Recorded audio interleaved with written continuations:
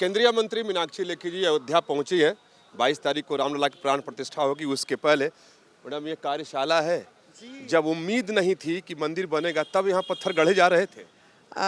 क्योंकि भरोसा था, उत्साह था और साथ ही ये कहीं ना कहीं विश्वास था कि आज नहीं तो कल हमारी सुनवाई ज़रूर होगी। पापी इस देश में ज़रूर है, दुनिया में ज़रूर है, लेकिन पुण्य करने वालों की भी कमी नहीं है। और ये पाप पुण्य का जो चक्र है वो कभी तो पुण्य ऊपर आएगा। ये चक्र तो पूरा हुआ, मंदिर अब तो भगवान रामलला विराजेंगे, लेकिन अभी भी इस पर राजनीति खत्म नहीं रही है। कोई आमंत्रण अस्वीकार कर रहा है, कोई कह रहा है कि हम वजूद को फिर भी नहीं मानते हैं। देखिए वो माने या ना माने, लेकिन आज मैं आपका परिचय करवाना चाहती हूँ बाबा हरजीत जी से। हरजीत सिंह जी 8वीं पीढ़ी है बाबा फ़कीर सिंह जी की।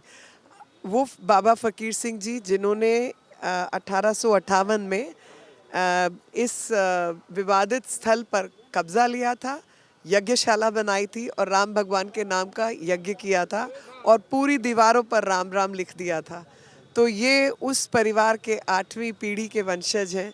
तो मुझे लगता है कि ऐसे हमारे तमाम श्रद्धालु जिन्होंने धर्म की स्थापना के लिए आक्रांताओं से जूझना पड़ा और 5 लाख लोग, अंग्रेजी में कहूँ तो 500,000 पीपल, एक मंदिर की आस्था को बचाने के लिए 500,000 लोगों की शहादत गई है जी। तो ये इस धर्म में कहीं ना कहीं धर्म की पुनः स्थापना और जैसे वो कहते हैं ना, यदा यदा ही धर्मस्य ग्लानि भवति भारता, तो जब जब ग्लानि हुई तब तब किसी न किसी रूप में ईश्वर आए और धर्म की रक्षा की। और आज वही पुण्य का जो फल है पूरे देश को प्राप्त हो रहा है। मैडम ये वो जगह है कि जहाँ 30 साल 32 साल पहले कोई जब उम्मीद की किरण नहीं थी तब पत्थर खरीद के तरासे जाने लगे, मंदिर का मॉडल बना लिया गया, कंपनी तय कर ली गई।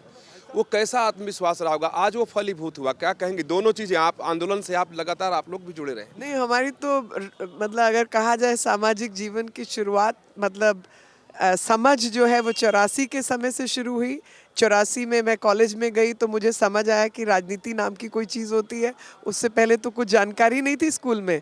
और उसके बाद जब तक होश संभाला और वकील बनी तो फिर राम मंदिर आंदोलन रहा। तो ये सब आँखों की देखी हुई चीज़ें और उसमें समाहित, आत्मा में समाहित विषय हैं।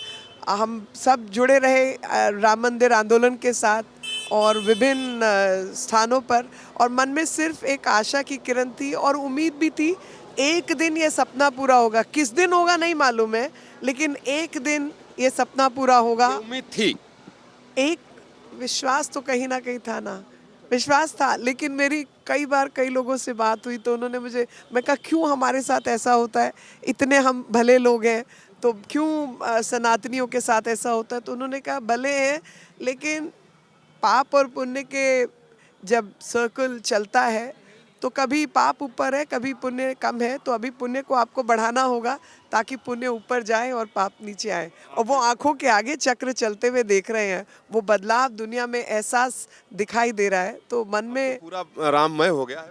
जी जी जी जी, अयोध्या ही क्या, पूरा देश विदेशों में भी रामधुन गाए। पूरी दुनिया, क्योंकि भगवान राम ने जो मान्यताओं को स्थापित किया समाज में रामायण के माध्यम से, उसका परोपकार तो प्राप्त होना ही है, आतंकियों का समाप्त होना ही है। सुर असुरों का युद्ध हमेशा रहा है, लेकिन जीत तो सुरों की होगी ही और असुरों का संहार ही होगा।